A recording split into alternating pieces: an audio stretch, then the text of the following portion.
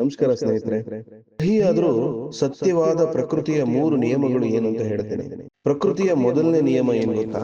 ಹೇಗೆ ಗದ್ದೆಯಲ್ಲಿ ಬೀಜ ಹಾಕಿಲ್ವೆಂದ್ರೆ ಅಲ್ಲಿ ಹುಲ್ಲು ಕಡ್ಡಿ ಬೆಳೆಯುತ್ತದೆಯೋ ಹಾಗೆ ಬುದ್ಧಿಯಲ್ಲಿ ಸಕಾರಾತ್ಮಕ ವಿಚಾರಗಳು ತುಂಬಿಲ್ಲವೆಂದ್ರೆ ನಕಾರಾತ್ಮಕ ವಿಚಾರಗಳು ಆ ಜಾಗವನ್ನು ಆಕ್ರಮಿಸಿಕೊಳ್ಳುತ್ತವೆ. ಹೀಗಾಗಿ ಪಾಸಿಟಿವಿಟಿ ಕಡೆ ಗಮನ ಜಾಸ್ತಿ ಇರಬೇಕಾಗತ್ತೆ. ಪ್ರಕೃತಿಯ ಎರಡನೇ ನಿಯಮ ಹೇಳ್ತೇನೆ. ಯಾರ ಬಳಿ ಏನಿರುತ್ತದೆಯೋ ಅದನ್ನೇ ಇತರಿಗೆ ನೀಡ್ತಾರೆ. ಸುಖಿ ಸುಖವನ್ನು ಹಂಚ್ತಾನೆ, ದುಃಖಿ ದುಃಖವನ್ನು ಹಂಚ್ತಾನೆ, ಜ್ಞಾನಿ ಜ್ಞಾನವನ್ನು ಹಂಚ್ತಾನೆ, ಭ್ರಮಿತ ಭ್ರಮೆಯನ್ನು ಹಂಚ್ತಾನೆ, ಭಯಭೀತ ಭಯವನ್ನು ಹಂಚ್ತಾನೆ.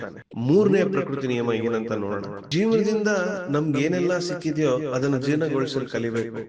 ಯಾಕಂದ್ರೆ ಭೋಜನ ಜೀರ್ಣವಾಗದಿದ್ರೆ ರೋಗ ಹೆಚ್ಚಾಗ್ತದೆ, ಪ್ರಶಂಸೆ ಜೀರ್ಣವಾಗದಿದ್ರೆ ಅಹಂಕಾರ ಹೆಚ್ಚಾಗ್ತದೆ, ನಿಂದನೆ ಜೀರ್ಣವಾಗದಿದ್ರೆ ಶತ್ರುತ್ವ ಹೆಚ್ಚಾಗ್ತದೆ, ದುಃಖ ಜೀರ್ಣವಾಗದಿದ್ರೆ ನಿರಾಸೆ ಹೆಚ್ಚಾಗ್ತದೆ. ಸೊ ನಿಮ್ಗೆ ಏನನ್ಸ್ತು ಈ ಪ್ರಕೃತಿಯ 3 ನಿಯಮಗಳು? ಕಮೆಂಟ್ ಮಾಡಿ ನನಗೆ ತಿಳಿಸಿ. ಇನ್ನೂ ಹೆಚ್ಚು ವಿಡಿಯೋ ಮಾಡ್ಲಿಕ್ಕೆ ನಮಗೆ ಸಹಾಯ ಮಾಡಿ.